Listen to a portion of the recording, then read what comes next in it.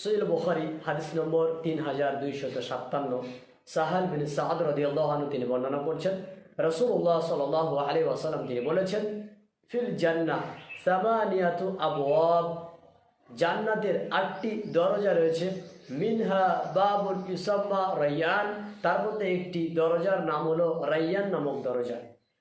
লা ইয়াদখুলুহু ইল্লা সায়িমুন, এই দরজা থেকে কোনো ব্যক্তি জান্নাতে প্রবেশ করতে পারবে না শুধুমাত্র সিয়াম পালনকারী ব্যতীত। উক্ত হাদিস থেকে প্রমাণ বহন হয় যে জান্নাতে প্রবেশ করবে সিয়াম পালনকারী, এবং তার জন্য একটি নির্দিষ্ট দরজা রয়েছে যার নাম হচ্ছে রায়্যান। আর এই রায়্যান নামক জান্নাতের দরজা থেকে শুধুমাত্র তারা প্রবেশ করবে যারা সিয়াম পালন করবে।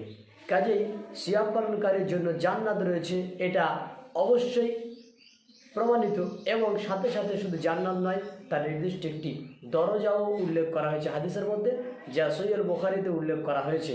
সুতরাং আমাদের প্রত্যেকের এই হাদিসের প্রতি লক্ষ্য করে সিয়াম পালন করার প্রতি আল্লাহ সুবহানাহু ওয়া তাআলা সুমতি প্রদান করুন। আমিন।